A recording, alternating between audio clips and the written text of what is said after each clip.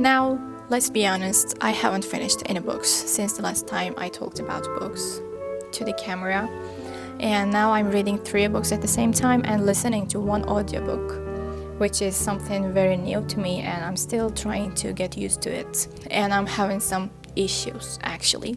So let's go with the chronological order. The first book that I started was The City and Its Uncertain Walls by Haruki Murakami, and I enjoyed every other book that I've read from Murakami, but I'm having a hard time moving forward. Actually, I liked the synopsis before I started reading this, and it was so interesting.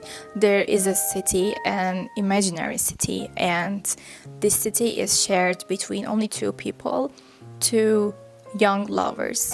And the girl is describing this city, and the boy is trying to learn the rules.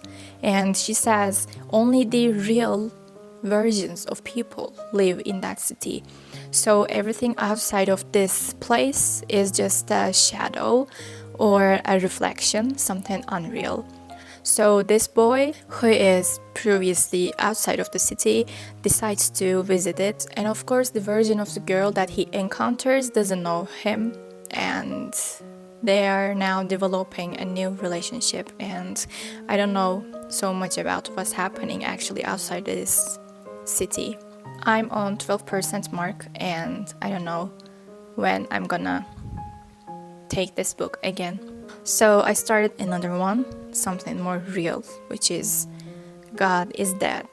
And this is a compilation of some ideas from Nietzsche, and this book consists of 2 parts. I thought both of these parts were written by Nietzsche himself, but in the first part, some phrases from Nietzsche are taken, and some other people, some other authors fill in the gaps, turn them into some paragraphs and some chapters sometimes.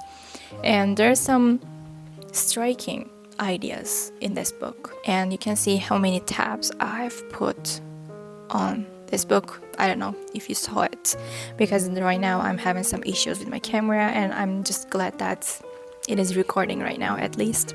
And he explains us in which ways and how Christianity is corrupted at that time. And most of his ideas, when he gives proper explanations, are valid today, I think. Of course, this is a hard book too, and I'm reading it as if it is from one of my classes. That's why it's taking me so long, and I'm glad that I'm reading it this way. The last book that I'm reading is actually on my iPad, and I'm reading it like I'm studying it. I'm reading it on iPad because I have access to the Apple Pencil, which I use to annotate, underline, highlight, and take notes about this book. It is Letters to a Young Poet. I don't know how to pronounce the name of this author, and he is someone that I don't know. This book consists of 10 letters that the author wrote to this young poet, and they discovered themes like self-discovery and writing, being an author, and finding purpose in this life, and how to fulfill your dreams, maybe.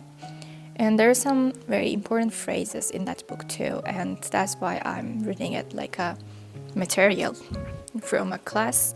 Actually, it is a part of a class that I created, not created by someone else or some other institute. I'm trying to keep up with this intellectual part of myself and not to lose my academic English in a way. Now let's talk about the audiobook that I'm listening. Actually, audiobooks in general, because I need to share my ideas about reading versus listening and how they differ, because I'm having a hard time getting adjusted to audiobooks, and listening in general is something very hard for me. In both of my foreign languages, English and Italian, I got the lowest marks in the listening exams. So I hope this explains the problems that I'm having right now. And listening to a book narrated by someone else takes away so many things from actually looking at the page or looking at the screen and seeing the words and letters, because intonation is one of the most important things. When I am reading the book on my own, actually I get to read it out loud in my mind and give meaning to every word, every feeling, and imagine it in a way. But when I'm listening, it is already imagined by someone else, and the intonation is what makes this way. Getting used to listening in English and not losing the level of proficiency that I have, I've chosen a relatively simple book, and it is The Mountain Is You. It is a self-help book, and I chose this because all the same concepts are repeated in the book. So I'm not having a hard time following what the speaker is saying, and the most important thing is most of the ideas that are told in the book are sticking with me. I don't need to underline or highlight.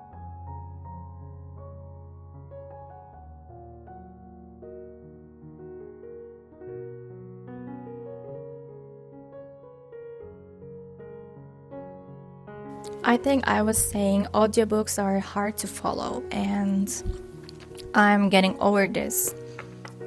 Yeah, now I'm 85% done with this book, and today is only the second day of listening to it, and I have 51 minutes left.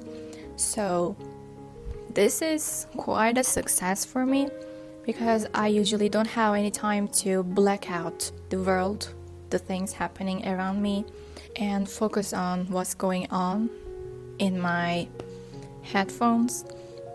Why my camera stopped working?